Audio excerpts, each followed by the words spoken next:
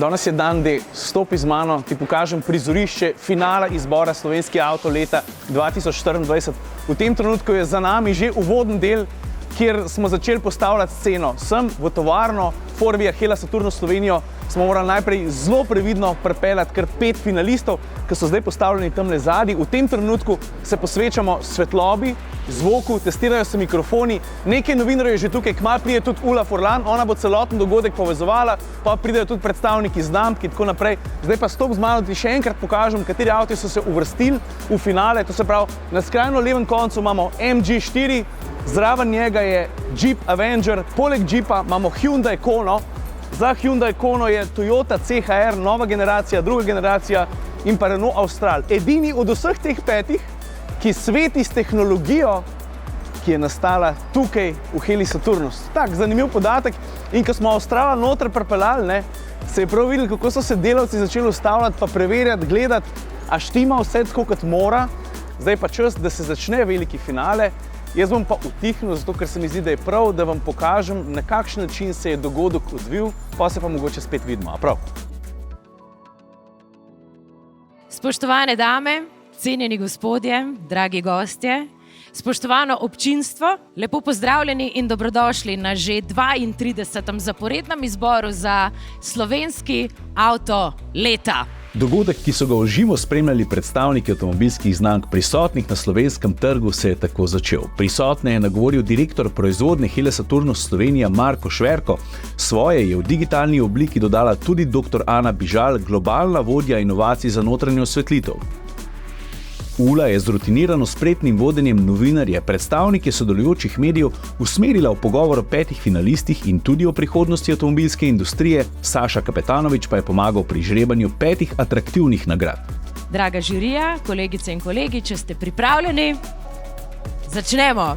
5. mesto in 1 točka MG4. 4. mesto 2 točki Jeep Avenger. 4. mesto in 2 točki Toyota CHR, 2. mesto in 2 točki Hyundai Kona.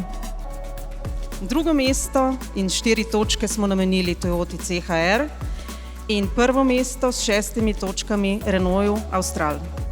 4. mesto in 2 točki Toyoti CHR, 3. mesto za 3 točke Jeepu Avengerju, 3. mesto 3 točke Toyota CHR, 2. mesto 4 točke Hyundai Kona in 1. mesto 6 točk Renault Austral. Na 5. mesto smo postavili MG4. Na 4. mesto smo postavili Jeepa Avengerja. 2. mesto Jeep Avenger 4 točke in na 1. mesto smo postavili Renault Austral s 6 točkami. Tesno bo, hvala lepa, nadaljujemo Siol.net. 2. mesto 4 točke Renault Austral in 1. mesto po našem izboru električni MG4. Lepo zdrav. Mi smo prvič tukaj v tej vlogi, ampak čeprav vidim, ne bomo dosti spremenili, tudi če bi hoteli. In sicer 5. mesto in 1 točka MG4 in na 1. mesto smo postavili Hyundai Kono. Najlepša hvala vsem, spoštovane dame in gospodje, draga strokovna žirija, gledalci, bralci in poslušalci. Prišli smo do rezultata, imamo slovenski avto leta 2024 in to je postal Renault Austral. Iskrene čestitke. Ta nagrada nam veliko pomeni. In želeli bi zahvaliti vsima, ki so glasovali za Renault Austral, novinarjima, žiriju, stvarno to nam puno pomeni. Prisoten je bil tudi Andrej Pucer, direktor družbe NLB Lease & Go, ki je dogodek podprla. Sama mobilnost se spreminja. Spreminjajo se navade, nakupne navade, pa tudi uporabniške navade. Tako govorimo o najemu, o nekem kombiniranem najemu vozil, kakor tudi o delitvi vozil. To tudi mi spremljamo, čeprav smo finančna institucija v NLB Lease & Go, spremljamo in se temu seveda prilagajamo.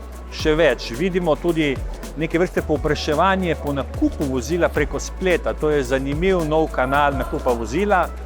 In mi smo se temu tudi za našo ponudbo prilagodili in tudi razvili en produkt, to je NLB hitri leasing, kjer si pravzaprav stranka lahko preko spleta sama odobri financiranje. Finale zaključeno. Slovenski avto leta je postal Renault Austral. A veš, kaj mi je pa ful všeč? Da je to pravzaprav edini avto izmed vseh 5 finalistov, katerega ključna komponenta, da je cesta razsvetljena, je nastala v teh prostorih. Kaj pa to? To je konc, ki bi ga lahko napisali oni, ki pišejo za filme pa te fore. Pa se je kar sam naredil, seveda s pomočjo glasov ljudstva, pa, kako smo rekli, avtomobilskih novinarjev, ki skozi medije sodelujemo pri tem izboru. To je bil ene vrste tak zakulisen pogled v dogajanje. Zdaj sem prepričan, da ste skozi kadre, ki smo jih prej poservirali, videli, kakšen vibe, kakšen občutek je bil na sami prireditvi. Mi smo veseli, prepričan sem pa, da so veseli tudi vsi tisti na Renaultu, ki so malo pesti stiskali. Konec koncev so imeli visoko upanje tudi zato, ker je Renault imel 6 točk že pred začetkom samega finala. Za teh 6 točk prednosti v finalu ste pa seveda poskrbeli vi, vsi tisti, ki sodelujete s svojim glasom, vsi tisti, ki spremljate, gledate, poslušate in tako naprej. Mimogrede, glasov smo zbrali v samo mesecu 27 000, to je ogromno, zdaj sem pa že preveč povedal. To je to, folk. Evo ga, na vogal smo ga postavili. Ajde, čau.